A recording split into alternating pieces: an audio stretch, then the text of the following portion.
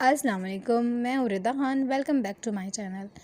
آج میں آپ سے شیئر کروں گی فضائل اعمال کے حکایت صحابہ کے پہلے باب کا قصہ نمبر 2، جو کہ ہے حضرت بلال حبشی رضی اللہ تعالیٰ عنہ کا اسلام اور مصائب۔ حضرت بلال حبشی رضی اللہ تعالیٰ عنہ مشہور صحابی ہیں جو مسجد نبوی کے ہمیشہ مؤذن رہے۔ شروع میں ایک کافر کے غلام تھے، اسلام لے آئے، جس کی وجہ سے طرح طرح کی تکلیفیں دی جاتی تھیں۔ امیہ بن خلف جو مسلمانوں کا سخت دشمن تھا، ان کو سخت گرمی میں دوپہر کے وقت تپتی ہوئی ریت پر سیدھا لٹا کر ان کے سینے پہ پتھر کی بڑی چٹان رکھ دیتا تھا تاکہ وہ حرکت نہ کر سکیں، اور کہتا تھا کہ یا اس حال میں مر جاؤ یا زندگی چاہیے ہے تو اسلام سے ہٹ جاؤ۔ مگر وہ اس حالت میں بھی احد احد کہتے تھے، یعنی معبود ایک ہی ہے۔ رات کو زنجیروں میں باندھ کر کوڑے لگائے جاتے اور اگلے دن ان زخموں کو گرم زمین میں ڈال کر اور زیادہ زخمی کیا جاتا تاکہ بے قرار ہو کر اسلام سے پھر جائیں یا تڑپ تڑپ کے مر جائیں۔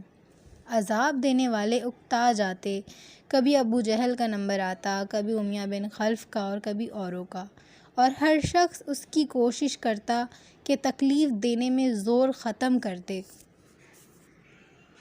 پھر ایک مرتبہ ابوبکر صدیق رضی اللہ تعالیٰ عنہ نے اس حالت میں دیکھا تو ان کو خرید کے آزاد فرما دیا۔ مطلب حضرت ابوبکر صدیق نے جب حضرت بلال حبشی پہ اس قدر ظلم ہوتے ہوئے دیکھے تو انہوں نے ان کو خود خریدا اور پھر خرید کے اپنا غلام نہیں بنایا، آزاد کر دیا۔ تو یہ میں اور آپ سمجھ سکتے ہیں اور سوچ سکتے ہیں کہ ایک غلام جس نے اتنی بڑی نافرمانی کی ہو امیہ بن خلف کی نظر میں، کہ اس نے اپنا دین چھوڑ کے اسلام قبول کر لیا، تو وہ کہاں اس کو بیچتا کسی کو یا آزاد کرنے دیتا۔ تو حضرت ابوبکر صدیق نے کتنا زبردست کام کیا ہوگا اور کتنی زبردست رقم ادا کی ہوگی۔ اسی لیے تو آپ صلی اللہ علیہ وسلم نے ایک جگہ یہ بات بھی کہی تھی کہ میں نے اپنے اوپر سے سارے قرض پورے کر دیے سوائے ابوبکر کے، کہ میں نے حضرت ابوبکر صدیق رضی اللہ تعالیٰ عنہ کا قرض نہیں دیا، جو کہ اللہ پاک ان کو جنت میں دیں گے۔ اللہ پاک کمی بیشی کو معاف فرمائیں۔ کچھ اسی طرح کی حدیث ہے جو انشاءاللہ ضرور آئندہ آگے میں آپ کو سناؤں گی ڈیٹیل میں اور اس کی ساری تفصیل کے ساتھ۔ چلیں آگے بڑھتے ہیں۔ چونکہ عرب کے بت پرست اپنے بتوں کو بھی معبود کہتے تھے، اس لیے ان کے مقابلے میں اسلام کی تعلیم توحید کی تعلیم تھی، جس کی وجہ سے حضرت بلال حبشی رضی اللہ تعالیٰ عنہ کی زبان پر ایک کا ورد تھا۔ یہ تعلق اور عشق کی بات ہے۔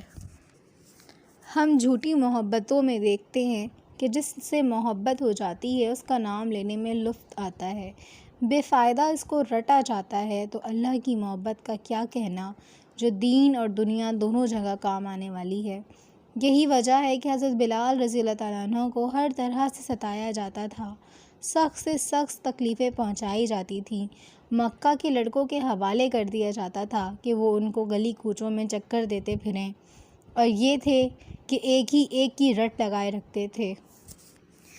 اسی قربانیوں اور صبر کا یہ صلہ ملا کہ پھر حضور اکرم صلی اللہ علیہ وسلم کے دربار میں مؤذن بنے اور سفر حصر میں ہمیشہ اذان کی خدمت ان کے سپرد ہوئی۔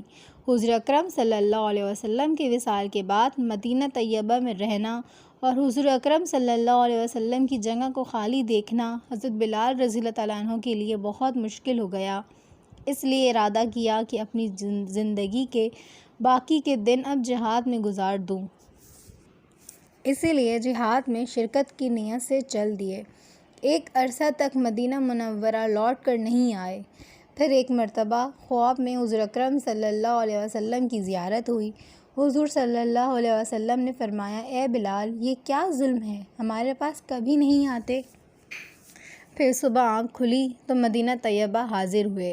حضرت حسین اور حضرت حسن رضی اللہ تعالیٰ عنہ نے اذان کی فرمائش کی۔ لاڈلوں کی فرمائش ایسی نہیں تھی کہ انکار کی گنجائش ہوتی۔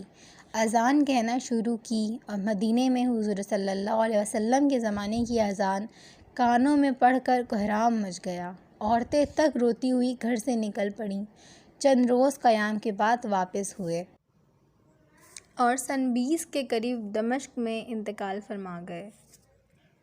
ان واقعوں کو سنانے کا مقصد صرف اور صرف یہی ہے کہ ہم آپ ہمارے بچے ہماری آنے والی جنریشنز کو پتہ ہو کہ ہماری تاریخ میں کیا کیا قیمتی ہیرے قیمتی اثاثے دفن ہیں۔ پلیز میرے چینل کو گرو کریں، سبسکرائب کریں، بہت سارا پیار دیں، لائک کریں، شیئر کریں، اور پلیز مجھے اپنی دعاؤں میں یاد رکھیے گا۔ اللہ حافظ۔